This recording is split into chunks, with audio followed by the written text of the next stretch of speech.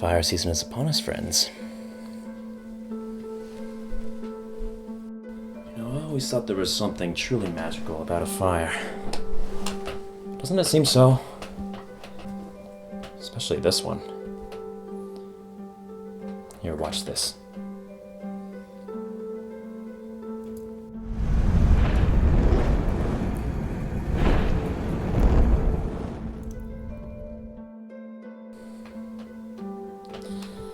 Well, it's good to have you back. Oh, you've never been here before? No, I'm not talking to you, I'm talking to you. This is your first time peering through the looking glass, it seems. Well, I apologize for the lack of introduction. My name is Rijay Thistlewarf, and I am a diviner who lives high in the central Sieg Mountains where few but dragons dwell. I like it that way, in fact. Less solicitors.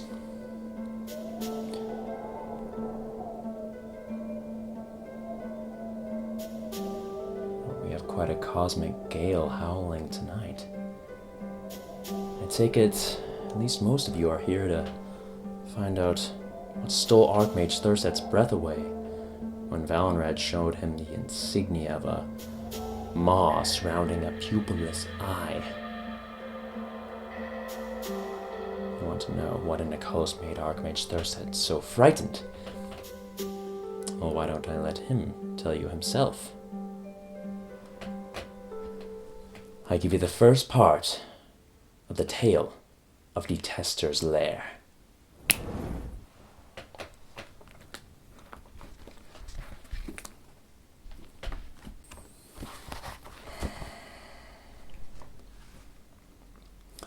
A dark wind whistled outside like a deep subterranean gale, attempting to pry and crawl its way into the warm confines of the Red Tower.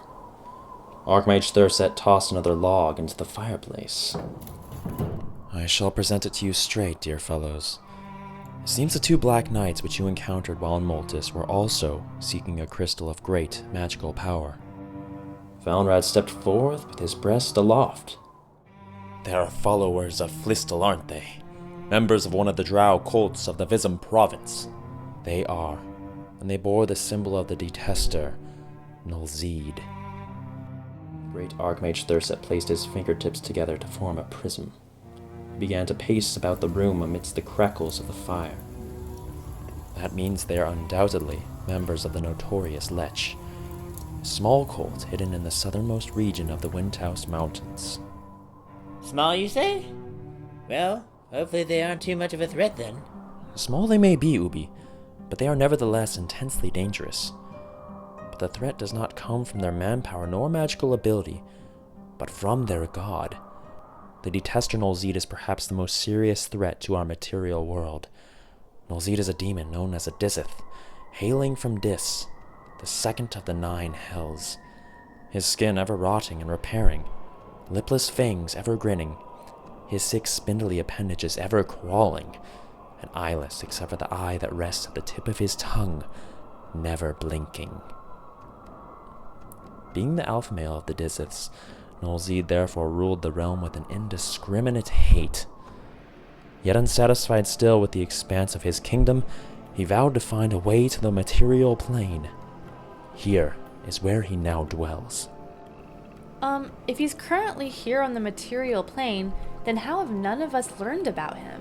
Because, Raya, he dwells in the depths of the Underdark that even the Dwergar haven't reached.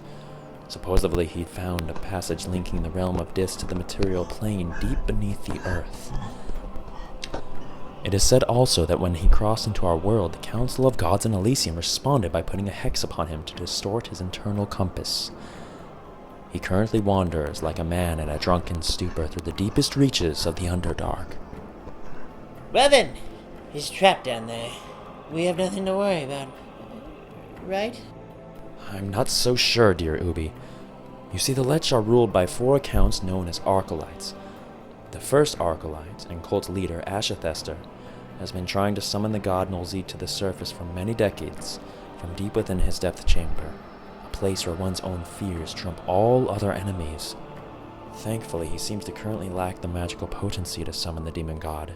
But I fear that if he were able to acquire a crystal of similar potency to the one that you brought back, then perhaps he would be able to use its light as a lure to lead the demon god to the surface, where he would surely exact dominion over all of Ikalos. It's a good thing we ran into those dread knights when we did, uttered Retribution. It is a small chance they would have at summoning Nulzid, but a chance on which I am not willing to roll the dice. Archmage Thurset turned to face each of them. I am prepared to send each of you on a stealth mission to enter the Letsh Nexus and bring back the head of Detester and the rest of his acolytes. A stealth mission? Spoke Valinrad. Why not summon the united armies of the Fairkin to march on Windhoust and utterly raze the cult to the ground? Because, Valinrad, I don't want to draw the attention of the other more powerful cults in the Vism province. If legions of men march into that land, then we'll have found ourselves at war with every last drow in existence. Not a general in Ikalos knows the terrain even close to as well as the Dark Elves. If we don't know the terrain, then how are we even going to find our way to Detester's lair? You said it was hidden, right? I don't know the way, but I have someone who does. The Archmage gestured to the back of the room where a tall, horned shape stepped out from the doorway of Archmage Thurset's personal study. Her eyes seemed to glow with a smoldering flame, and a long red tail wagged by her feet. This is Lucia. She is a tiefling from the southern Vism province and an ex-member of an enclave of warlocks who used to trade regularly with the Letsh. Yet another warlock. She is of a cult herself, Thurset. Valinrad spoke, wrinkling his thick eyebrows. How can you expect us to trust her? I hear your qualms, young paladin, and they are of reason, but I have been spying on the drow for the Archmage for some time, and I would never think to betray him. After all, I know no others who know the way. Valinrad gripped his mace and peered tentatively through the slits of his eyelids, as if they were the eye slits on his great helm. Very well. The task lies before you clear as day, my friends, and the hour is nigh. Are you brave enough to accept it? For courage is required above all else. A long silence filled the room, along with shadows, as the fire had turned to but a pile of embers. The clicking of tiny shoes broke the silence as Ubi stepped forward, his legs trembling. The thought of proceeding with such a mission frightened him greatly, yet the thought of what might come to pass if he refused filled him with horror. I am ready for the task, Archmage Thurset. Though I must say, courage is not one of my strong suits. Valinrad stepped forward and put a hand on Ubi's shoulder. And I shall wield it for you, friend. The rest of the party soon stepped forward as well. Then you go with the light of the Hestoic sun, and under the guidance of Midhelber's night sky. Good luck, my friends. After a last restful night in the Red Tower, the party were soon off, heading northeast through the Shekvad Plains, on the outskirts of the allied lands of Aldia, and into the Windhouse Mountains. They wove through narrow ravines and along the sides of brambled cliffs in search of the Lair. What Ubi initially mistook as the heavy beating of his heart soon became evident as a pounding of distant tribal drums from somewhere far along the mountainscape. They soon came across an abandoned campfire in a gully filled with tumbleweeds. Horses were hitched in an alcove and left with several bundles of hay. Valinrad approached a gray speckled horse and began stroking its mane. I know this horse. It belongs to a dear friend of mine, a paladin of Veldsmine. His name's Oliver. He and his men-at-arms must have been tasked with a similar mission after I had initially left for the Red Tower. We must be close. We are. Spoke Lucia. Let's go. We mustn't linger. The party climbed out of the ravine to behold a broken archway in a valley. A door was carved into the mountainside in the shape of teeth. Stale smell in conjunction with an ominous primal chanting filled the air like smoke. Yet the voices seemed not to be coming from any one direction, but from all around, like an otherworldly aura that beckoned their approach. I present to you the Letsh Nexus, Detester's Lair. Pullifer's in there.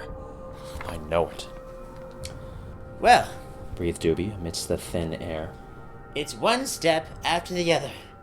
And if we all stick together, we'll be alright. Ubi breathed in deeply and then whispered under his breath. We'll be alright. Down they went into the basin and were soon surrounded by a dry mist like a cloud of ash. Valinrad approached the door to inspect it, readying with his mace and shield. Valinrad. Spoke Lucia with caution in her voice. There must be a handle, some way in. He brushed his hand over the door.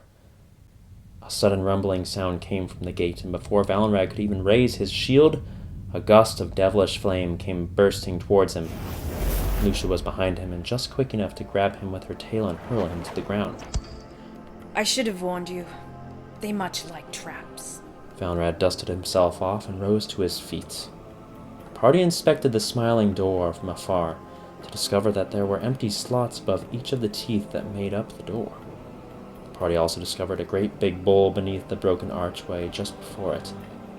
It held many stone cubes, each bearing a different symbol. They look to be the same size as the slots above the door. Only question is, which one goes where? Pondered Ubi. Raya wandered about the vestibule like a curious nymph. She gazed up at the archway above that was shrouded in the darkened haze, though her keen eyes caught a glimpse of some runic markings that were carved into it. Hey everybody, look! There's runic markings on the arches, She moved to inspect the cubes in the bowl beneath. and they match the markings on the cubes. I've got it. We'll just place the runes in the archway above the door the same way they're placed on the broader arches above us. The party took each and every stone and placed them just as Ubi had suggested. The teeth that made up the door opened wide, revealing a foreboding tunnel of black, and it beckoned them with an enigmatic breath. One step at a time.